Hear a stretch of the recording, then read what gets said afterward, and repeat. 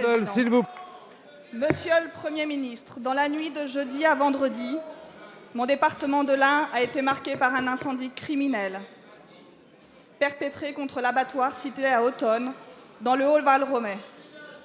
C'est un acte grave qui a été commis. Il touche 80 familles indinoises et plus largement tout un bassin de vie. Je veux leur apporter ici tout notre soutien. Je veux aussi rappeler qu'ici, dans cette Assemblée, nous soutenons les acteurs de l'alimentation. Le projet de loi que nous voterons dans quelques minutes en est la preuve. Nous pouvons avoir des débats. Nous pouvons aussi avoir des visions différentes. Mais rien, jamais, ne justifie la violence.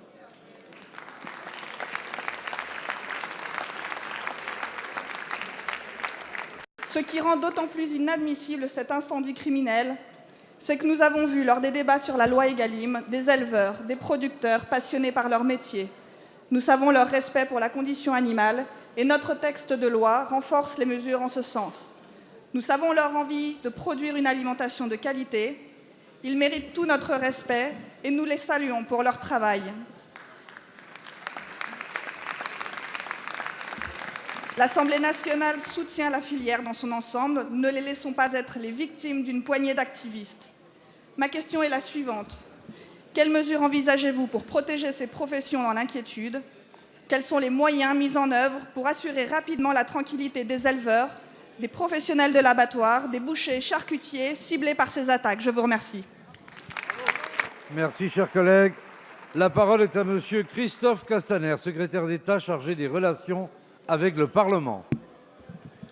Monsieur le Président, Mesdames, Messieurs les députés, Madame la députée Olga Givernet, permettez-moi d'abord d'excuser Stéphane Travert qui ne peut être présent, mais qui évidemment, comme l'ensemble du gouvernement, est attentif au sujet que vous évoquez. Parce que ces attaques dont ont été victimes des établissements de professionnels de la viande, des abattoirs, des boucheries, ces derniers mois sont effectivement, Madame la députée, totalement inadmissibles. Et évidemment, d'une part, nous les condamnons au nom du gouvernement le plus fermement possible, parce que nous pensons que si la liberté d'opinion, elle est libre, et en particulier dans cet hémicycle, nous devons porter cela. En aucun cas, le choix individuel de tel ou tel ne doit se traduire par cette forme de violence. Et jamais, aucune idée, aucun mobile ne peut justifier de tels agissements.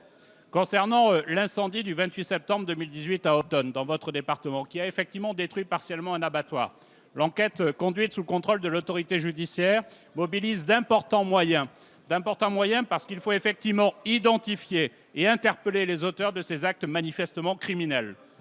Je veux, au nom du gouvernement, Madame la députée, aussi vous assurer de notre plus total soutien et que vous puissiez porter ce total soutien aux familles de ce département touchées par cet incendie. J'y associe évidemment l'ensemble des victimes de ces groupuscules qui, depuis plusieurs mois, tentent de déstabiliser une filière dont l'activité répond aux besoins des Français dans leur quotidien. Et nous savons aussi l'importance de l'élevage comme un maillon essentiel de notre ruralité à laquelle nous sommes tous attachés ici. Sachez, Madame la députée, que dès le 5 juillet, en lien étroit avec le président de la Confédération française des boucheries, charcuteries et traiteurs, des directives du ministre de l'Intérieur ont été adressées à l'ensemble des préfets de région pour qu'une coordination locale au plus près du terrain soit mise en place pour assurer la sécurité des différents sites d'exploitation et de commercialisation de notre viande. Et je souhaite, Madame la députée, vous rappeler l'engagement total du gouvernement pour faire en sorte que la liberté d'opinion s'exprime, mais en aucun cas sous cette forme-là. Merci.